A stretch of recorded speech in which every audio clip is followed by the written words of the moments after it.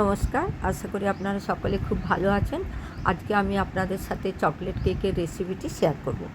আমি একটি পাত্র নিয়েছি, তাতে 300 গ্রাম মতো ময়দা আমার ছিল, সেটাই আমি নিয়ে নিয়েছি। এই দেখুন, সেই ময়দাটাই আমি পাত্রে ঢালছি। এখন এতে আমি 1.5 টেবিল চামচ মতো কোকো পাউডার মিশিয়ে দিচ্ছি। এরপর এতে আমি একটু বেকিং পাউডার মিশিয়ে নেব, 1/2 চা চামচ মতো। এরপর সামান্য পরিমাণে লবণ মিশিয়ে দিয়ে এটা ভালো করে মিশিয়ে নিতে হবে। এরপর আবার আমি 1/2 কাপ মতো ময়দা এতে অ্যাড করলাম। এই সব উপকরণগুলো ভালো করে হাত দিয়ে মিশিয়ে নিতে হবে। তারপর এতে আমি 2 টেবিল চামচ মতো সাদা তেল দিয়ে দিচ্ছি। আপনারা ঘি বা বাটারও অ্যাড করতে পারেন। তেল দেওয়ার পর এই উপকরণগুলি একসাথে খুব ভালো করে মিশিয়ে নিতে হবে। এরপর এর সাথে আমি দুধ অ্যাড করব। দুধটা একটু একটু করে ঢালবো এবং হাতে করে মেশাতে হবে। এই দুধটা আমি আগে থেকেই ফুটিয়ে রুম টেম্পারেচারে রেখেছিলাম। এরপর এর সাথে আমি 1/2 কাপ মতো চিনি ঢেলে দিলাম। চিনিটাও ভালো করে মাখিয়ে নিলাম। আপনারা চাইলে গুঁড়ো চিনি ব্যবহার করতে পারেন।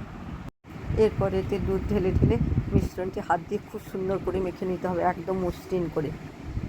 এরপর দেখুন, দুধ একটু একটু করে মিশিয়ে চিনিটা একদম গলে যাওয়া পর্যন্ত হাত দিয়ে ভালো করে মিশিয়ে নিতে হবে।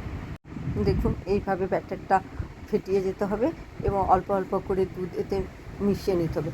আমি যেভাবে ফেটাচ্ছি দেখুন, এইভাবে একটু একটু করে দুধ দিয়ে খুব সুন্দর করে মিশিয়ে নিতে হবে, যাতে চিনিটাও গলে যায় এবং ব্যাটারটাও খুব সুন্দর হয়ে যায়, ভেতরে যেন কোনো লাম্প না থাকে। এখন দেখুন, আমার ব্যাটারটা কত সুন্দর হয়ে গেছে। এইরকমভাবে আপনারাও সুন্দর করে ফেটিয়ে ফেটিয়ে ব্যাটারটা তৈরি করবেন। এখন আমি দেখুন এই ব্যাটারের সাথে 1/2 টিস্পুন মতো ভ্যানিলা এসেন্স অ্যাড করব।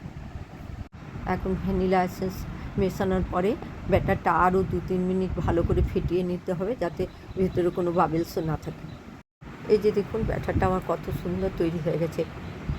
এখন দেখুন, আমি একটি কেক মোল্ড নিয়েছি এবং তাতে ব্রাশ দিয়ে তেল ব্রাশ করে নিচ্ছি এবং একটু পরিমাণ ময়দা দিয়ে এটা ভালো করে কোট করে নেব। এখন দেখুন, এই কেক মোল্ডে আমি ব্যাটারটি ঢেলে দিচ্ছি, দিয়ে এটা এর সাথে করে একটু সুন্দর করে ছাঁকিয়ে নিতে হবে, যাতে কোনো বাবলও না থাকে। এখন এতে আমি কিছু কাজু, কিশমিশ, আমন্ড দিয়ে দিচ্ছি। বাড়িতে এগুলোই ছিল। আপনারা আপনাদের ইচ্ছে মতো ড্রাই ফ্রুটস দিতে পারেন, টুটি ফুটিও দিতে পারেন। এরপর দেখতে পাচ্ছেন, আমি গ্যাসে আগে থেকে একটি কড়াই গরম করে রেখেছি এবং তাতে একটি স্ট্যান্ড দিয়ে রেখেছি। এরপর আমি কেক মোল্ডটি স্ট্যান্ডের উপরে বসিয়ে একটি ঢাকা দিয়ে দিলাম। এখন 40 মিনিট পর আমি ঢাকাটি খুলে দেখলাম, কেকটি পুরো ফুলে গেছে। দেখুন, এখন আমি একটি টুথপিক দিয়ে দেখলাম, টুথপিকের গায়ে কিছুই লাগছে না, তার মানে কেকটি আমার পুরোপুরি বেকড হয়ে গেছে। এরপর কেকটি আমি ওভেন থেকে নামিয়ে নেব এবং কিছুক্ষণ ঠান্ডা হতে দেবো। ঠান্ডা হয়ে যাওয়ার পর একটি ছুরি দিয়ে আমি সাইডগুলি একটু খুলে নেব। এখন আমি একটি প্লেট মোল্ডের উপর সেট করে দিয়েছি, দিয়ে কেকটি আমি প্লেটের উপর দেখুন সেট করে দিচ্ছি। এখন দেখুন, কেকটি পুরোপুরি সেরে গিয়েছে, মোল্ডে একটুও লেগে নেই। এখন কেকটি আমি সোজা করে নিলাম। দেখুন কত সুন্দর লাগছে দেখতে। আমি আপনাদের কেটে দেখাচ্ছি কেকটি কেমন হয়েছে।